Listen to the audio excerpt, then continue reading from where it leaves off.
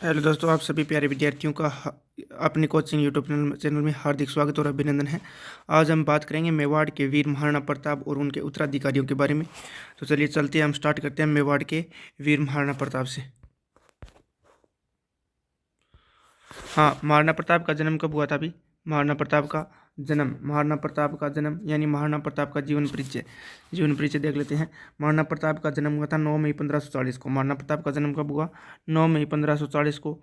और इस दिन तिथि थी ज्येष्ठ शुक्ल तृतीया। 9 मई 1540 के दिन ज्येष्ठ शुक्ल तृतीया के दिन हुआ था। और जन्म स्थली है वो कोमलगढ़ दुर्ग में एक छोटा महल कटारगढ़ के अंदर।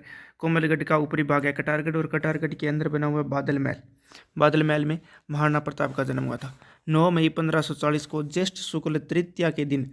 जन्मस्थली कोमलगढ़ कटारगढ़ बादल महल में इस महाराणा प्रताप का जन्म होता है। और इसके पिता का नाम, महाराणा प्रताप के पिता का नाम क्या था? तो उदयसिंह था। और माता का नाम जयवंताबाई थी। और जयवंताबाई ये वो पाली के खिराज सोनगरा की पुत्री थी। यानी महाराणा प्रताप का ननियाल कहाँ था? पाली में था। पाली में महाराणा प्रताप का ननियाल था। और बचपन का नाम महाराणा प्रताप का केका था। और महाराणा प्रताप की पत्नी का नाम क्या था? अजबदे पंवार। अमरकोट है महाराणा प्रताप का विवाह अमरकोट के रामरख पंवार की पुत्री थी। अमरकोट के रामरख पंवार की पुत्री कौन थी भी? अजबदे पंवार, जो महाराणा प्रताप की पत्नी थी। और मानता जयवंताबाई पाली के राजा सोनगरा की पुत्री थी। तो जन्म कब हुआ था इसका, महाराणा प्रताप का? 9 मई 1540। जन्मस्थली कोमलगढ़ में कटारगढ़ बादल महल में। पिता का नाम उदय सिंह, माता का नाम जयवंताबाई, और बचपन का नाम कीका, और पत्नी का नाम अजबदे पंवार, और माता का नाम जयवंताबाई। राज्याभिषेक और अकबर की कूटनीति। राज्याभिषेक कब हुआ था? राज्याभिषेक हुआ था 28 फरवरी 1572 में गोगुंदा में हुआ था। होली के दिन राज्याभिषेक किस शासक का हुआ था? तो इसका महाराणा प्रताप का राज्याभिषेक है वो 28 फरवरी 1572 को गोगुंदा में होली के दिन। प्रथम बार तो गोगुंदा में हुआ था 28 फरवरी 1572 को। और द्वितीय विधिवत रूप से राज्याभिषेक है वो 1572 में कोमलगढ़ में मारवाड़ के शासक मारवाड़ के राव चंद्रसेन उपस्थित थे, तब यहाँ पर राज्याभिषेक हुआ था। दूसरी बार महाराणा प्रताप का राज्याभिषेक कहाँ पर हुआ था? तो 1572 में कोमलगढ़ में हुआ था। और उस समय मारवाड़ के राजा राव चंद्रसेन उपस्थित थे। और अकबर की कूटनीति यानी अकबर ने वो महाराणा प्रताप से संधि करने के लिए 4 प्रस्तावकों को भेजा था। सर्वप्रथम जलाल खां कोरची को भेजता है 1572 में। सर्वप्रथम कब भेजा? किसको भेजा? जलाल खां कोरची को 1572 में। दूसरी बार मानसिंह कछावा को भेजा था 1573 में। दूसरी बार किसे भेजा था? मानसिंह कछावा को भेजता है 1573 ईस्वी में। तीसरी बार भगवंत दास को भेजता है 1573 ईस्वी में। और चौथी बार है वो टोडरमल को भेजता है 1573 में। यह टोडरमल है वो अकबर का भूरासव अधिकारी हुआ करता था। टोडरमल क्या था? अकबर का भूरासव अधिकारी था। ये चारों के चारों एस पर रहते। चारों के याद रखने की ट्रिक है जम्मा बट्टो। यानी जैसे जलाल खां कोरची, माँ से मानसिंह कछावा, बै से भगवंत दास, और टो से टोडरमल। और यानी जलाल खां कोरची एक तो आया था 1572 में, बाकी तीनों के तीनों कब आए थे? 1573 में आए थे। लेकिन ये सभी प्रयास है वो अकबर के असफल रहते हैं। फिर होता है महाराणा प्रताप और अकबर के मध्य हल्दी घाटी का युद्ध। हल्दी घाटी का युद्ध कब हुआ था? तो 1576 में हुआ था। हल्दी घाटी का युद्ध कब हुआ था? 1576 में हुआ था। लेकिन तारीख इसकी दो बताई जाती है। तो एक तो साहित्य के अनुसार तो बताई जाती है 18 जून 1576। साहित्य के दौरान तो बताई जाती है, साहित्य के द्वारा तो 18 जून 1576। लेकिन एक इतिहासकार हुए गोपीनाथ शर्मा के अनुसार है वो 21 जून 1576 को हुआ बताया गया है। यानी साहित्य के अनुसार पूछा जाए तो 18 जून 1576, और गोपीनाथ शर्मा के अनुसार पूछा जाए तो 21 जून 1576 था। और हल्दी घाटी स्थान है वो राजसमंद में खमनोर और गोगुंदा के बीच में पड़ता है। हल्दी घाटी स्थान खमनोर और गोगुंदा के बीच में कौन सा स्थान पड़ता है? खमनोर और गोगुंदा के बीच हल्दी घाटी स्थान पड़ता है राजसमंद में। और ऐतिहासिक दृष्टिकोण से देखें तो थर्मोपोली, मेवाड़ की थर्मोपोली कर्नल जेम्स टोड ने कहा, हल्दी घाटी के युद्ध की उपनाम है कि मेवाड़ की थर्मोपोली किसने कहा भाई? कर्नल जेम्स टोड ने कहा है। क्या कहा? मेवाड़ की थर्मोपोली, मेवाड़ की थर्मोपोली कर्नल जेम्स टोड ने। खमनोर का युद्ध, हल्दी घाटी के युद्ध को खमनोर का युद्ध किसने कहा है? तो अबुल फजल ने कहा है। और गोगुंदा का युद्ध बदायूनी प्रत्यक्षदर्शी इतिहासकार थे, यानी हल्दी घाटी युद्ध में ये मौजूद थे, आंखों देखा वर्णन लिखा है बदायूनी ने। मेवाड़ की थर्मोपोली किसने कहा है? कि कर्नल टोड ने। खमनोर का युद्ध अबुल फजल ने।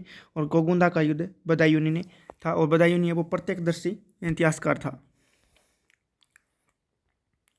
नेतृत्व और रणनीति, महाराणा प्रताप और नेतृत्व और रणनीति में क्या देखेंगे कि महाराणा प्रताप और मान सिंह के पास कौन कौन से, यानी इनके उपनाम थे, उनके पास कौन सा हाथी थे और कौन से घोड़े थे।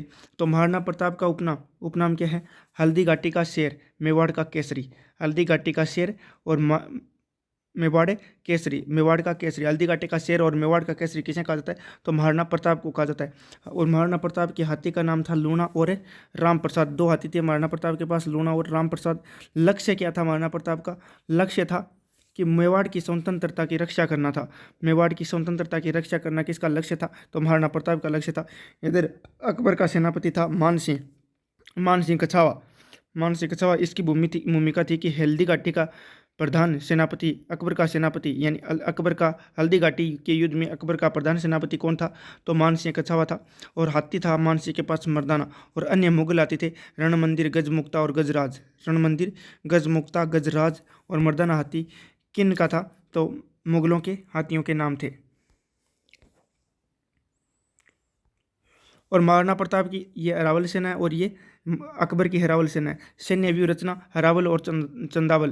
तो हरावल सेना, महाराणा प्रताप में हरावल सेना का नेतृत्व किसने किया था? तो एकमात्र मुस्लिम सेनापति था कौन? हकीम कांसूरी ने हरावल सेना का नेतृत्व किया। और साथ में था कृष्णदास चुंडावत और राम सिंह तंवर। और इधर अकबर की सेना में हरावल सेना का नेतृत्व जगन्नाथ कछावा, आशफ खान ने किया था।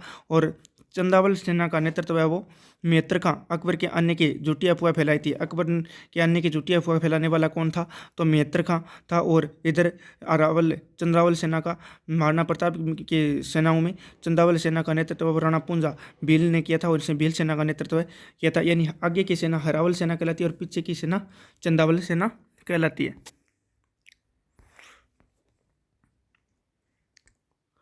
युद्ध के मुख्य योद्धा, यानी युद्ध के में मुख्य योद्धा, यानी बिना बोलने वाले योद्धा कौन से थे? तो इधर तो महाराणा प्रताप का घोड़ा था चेतक। महाराणा प्रताप के घोड़ा का नाम क्या था? चेतक था। और इधर राम प्रसाद हाथी। और महाराणा प्रताप की घोड़े का नाम तो क्या था? चेतक था। और हाथी का नाम क्या था? राम प्रसाद था। यानी मर्दाना हाथी के सूंड में लगी, मान सिंह का हाथी था मर्दाना हाथी के सूंड में लगी खंजर से घायल हो गया था। चेतक है वो मर्दाना हाथी, मान सिंह का जो हाथी था मर्दाना, उसके सूंड में खंजर लगा हुआ था। उस खंजर के कारण ये घायल हो गया था। और इसका स्मारक है वो बलिता राजसमंद में बनता है। और भाई त्राटक और अटक थे। त्राटक और अटक, यानी चेतक के भाई के नाम, भाइयों के नाम क्या थे? तो त्राटक और अटक थे। और राम प्रसाद हाथी प्रताप का प्रसिद्ध हाथी था। राम प्रसाद हाथी है वो प्रताप का प्रसिद्ध हाथी था। मुगलों द्वारा पकड़ लिया गया। मुगलों ने राम प्रसाद हाथी को पकड़ लिया था। और अकबर ने इसका नाम बदलकर पीर प्रसाद कर दिया था। राम प्रसाद से पीर प्रसाद नाम है वो महाराणा प्रताप के घोड़े का किसने किया था? तो अकबर ने किया था। यानी हल्दी घाटी के युद्ध के बाद संघर्ष दौर, हल्दी घाटी के युद्ध के बाद संघर्ष का दौर आता है। और 1577 ईस्वी में शहबाज खां का पहला आक्रमण होता है महाराणा प्रताप के ऊपर। 1577 में शहबाज खां का पहला आक्रमण होता है महाराणा प्रताप पर, वो असफल रहता है। फिर 1578 में कोमलगढ़ जीतने वाला एकमात्र मुस्लिम सेनापति कौन था? शहबाज खां था। 1577 में शहबाज खां का पहला आक्रमण हुआ जो असफल रहा। और फिर 1578 में दोबारा इसने शहबाज खां ने आक्रमण किया और कोमलगढ़ विजय प्राप्त की 1578 में। और कोमलगढ़ जीतने वाला एकमात्र मुस्लिम सेनापति कौन था? तो वो शहबाज खां था। और तीसरा आक्रमण करता है 1579 में। तीसरा आक्रमण 1579 में किया। तीसरा आक्रमण जो असफल रहा था। अकबर की कार्यवादी, उदयपुर का नाम बदलकर उदयपुर पर, यानी कोमलगढ़ या उदयपुर पर अधिकार करके इसने उदयपुर का नाम बदलकर मुहम्मदाबाद कर दिया था। अकबर ने है वो कोमलगढ़ पर अधिकार करके, उदयपुर पर अधिकार करके क्या नाम रख दिया था? मुहम्मदाबाद रख दिया था। मेवाड़ के रक्षक और नैतिक मूल्य, यानी मेवाड़ की रक्षा करने वाले कौन थे? तो मेवाड़ में भामाशाह मेवाड़ का कर्ण कहलाता है, भामाशाह को मेवाड़ का कर्ण कहलाता है। मुलाकात महाराणा प्रताप के साथ इसकी मुलाकात हुई थी चुलिया गांव में। महाराणा प्रताप के साथ मुलाकात कब हुई थी? तो चुलिया ग्राम में हुई थी 1580 में। 1580 में महाराणा प्रताप की मुलाकात किससे हुई थी? चुलिया गांव में।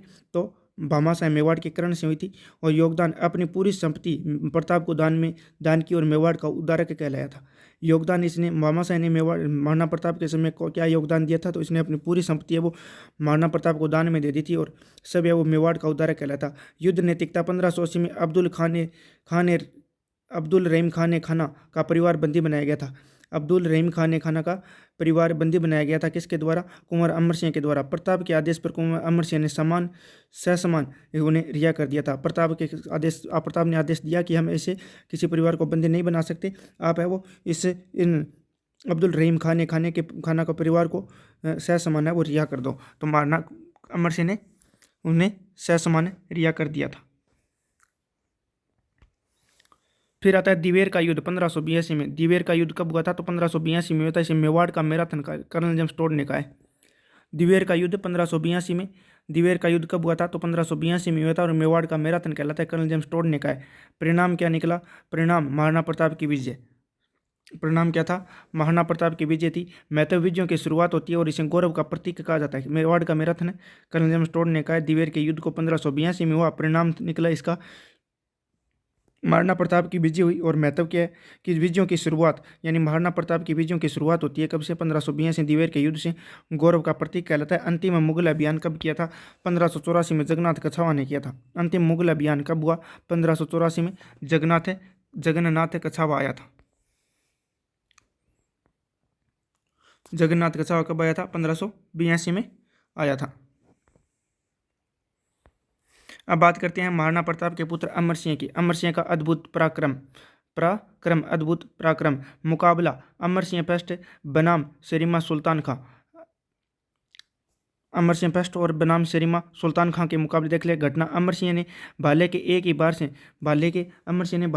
बार से सुल्तान खां को घोड़े सहित चीर कर जमीन में रोप दिया था।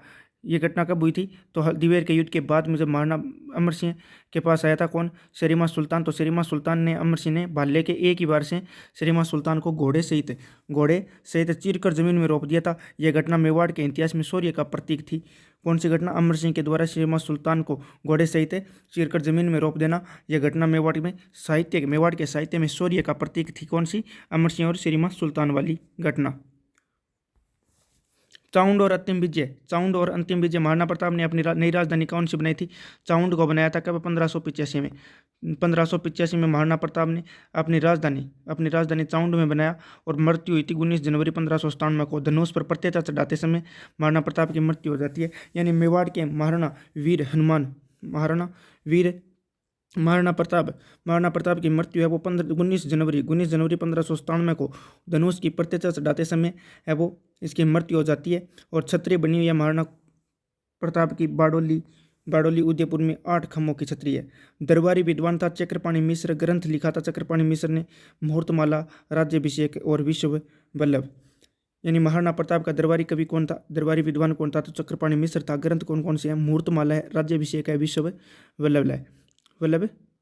और नई राजधानी कब बनाया था? 1585 को बनाया था महाराणा प्रताप ने। और मृत्यु हो जाती है 19 फरवरी 1597 को। और 8 खम्भों की छतरी बाडोली उदयपुर में बनी है। ये छतरी है महाराणा प्रताप की। और दरबारी विद्वान चक्रपाणि मिश्र ने ग्रंथ लिखा था मुहूर्तमाला, राज्याभिषेक और विश्व वल्लभ। इस महाराणा प्रताप के बाद में मेवाड़ की गद्दी पर बैठता है कौन? महाराणा अमर सिंह फर्स्ट। 1597 से 1620 तक रहता है। 1597 से 1620 तक है महाराणा अमर सिंह रहता है। और प्रथम मुगल मेवाड़ संधि हुई थी कब? 5 फरवरी 1615 को। प्रथम मुगल मेवाड़ संधि कब हुई थी? 5 फरवरी 1615 में हुई थी। 1615 में प्रथम मुगल मेवाड़ संधि 5 फरवरी 1615 में। चित्तौड़ किले का पुनर्निर्माण होगा? नहीं होगा। यानी मेवाड़ मुगल संधि में मुगल मेवाड़ संधि में शर्तें रखी गई थी कि चित्तौड़गढ़ किले का पुनर्निर्माण नहीं करवाया जाएगा। चित्तौड़गढ़ किले का पुनर्निर्माण नहीं किया जाएगा। वैवाहिक संबंध अनिवार्य नहीं होंगे। ये नहीं है कि महाराणा मेवाड़ के शासकों की पुत्री हैं वो मुगलों के साथ विवाह किया जाए, ये अनिवार्य नहीं होगा। और महाराणा मुगल दरबार में नहीं जाएगा, यानी महाराणा जो मेवाड़ का महाराणा होगा वो सब है वो मुगल दरबार में नहीं जाएगा, बल्कि राजकुमार करण सिंह जाएंगे। तो यानी महाराणा अमर सिंह वो कभी मुगल दरबार में नहीं गए, और मुगल दरबार में इनका पुत्र करण सिंह गया था। मध्यस्थ ये संधि हुई थी खुर्रम सांझा और अमर सिंह के मध्य। 5 फरवरी 1615 को खुर्रम सांझा और अमर सिंह के मध्य कौन सी संधि होती है? अभी मुगल मेवाड़ संधि होती है, प्रथम मुगल मेवाड़ संधि होती है 5 फरवरी 1615 को। इसमें शर्त रखी गई थी चित्तौड़ किले के पुनर्निर्माण नहीं होगा, वैवाहिक संबंध स्थापित नहीं होंगे, और महाराणा मुगल दरबार में नहीं जाएंगे।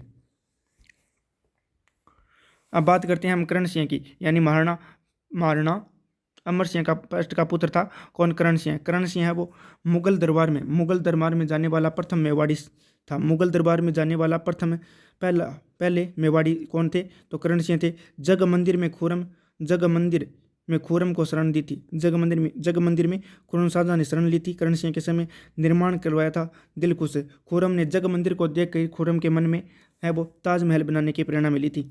मुगल दरबार जाने वाला पहला मेवाड़ी कौन था? तो करण सिंह था। जग मंदिर में खुर्रम शाहजहां को शरण दी, और शाहजहां के द्वारा जग मंदिर को देखकर ही ताजमहल बनाने की प्रेरणा मिली थी, और निर्माण करवाया था किसने? करण सिंह ने दिलखुश महल का। और करण सिंह के बाद में आता है जगत सिंह फर्स्ट। जगत सिंह फर्स्ट ने जगदीश मंदिर उदयपुर में सपनों से बना मंदिर पंचायतन शैली में निर्माण करवाया था। जगत सिंह ने जगदीश मंदिर का निर्माण करवाया था उदयपुर में, यह जगदीश मंदिर। जगत सिंह ने जगदीश मंदिर बनवाया था। जगत सिंह फर्स्ट ने जगदीश मंदिर बनवाया, उदयपुर में सपनों से बना मंदिर पंचायतन शैली में बना हुआ मंदिर है। वास्तुकार कौन था जगदीश मंदिर का? तो अर्जुन बाणा और मुकुंद। अर्जुन बाणा और मुकुंद है वो किस मंदिर के वास्तुकार थे? तो जगदीश मंदिर के वास्तुकार थे। और प्रशस्ति लिखाई थी जगत सिंह फर्स्ट ने जगन्नाथ राय प्रशस्ति। तो ये थे हमारे मेवाड़ के महाराणा प्रताप सिंह लेकर के उनके उत्तराधिकारी और जगत सिंह फर्स्ट तक के शासक। और अब बात करेंगे अगली क्लास में हम महाराणा राज सिंह से अंतिम शासक तक बात कर लेंगे। कल हमारी मेवाड़ के इतिहास की अंतिम क्लास होगी। अगर आपको ये क्लास अच्छी लगे तो लाइक शेयर और सब्सक्राइब जरूर करना हमारे यूट्यूब चैनल को। इसी के साथ जय हिंद जय भारत।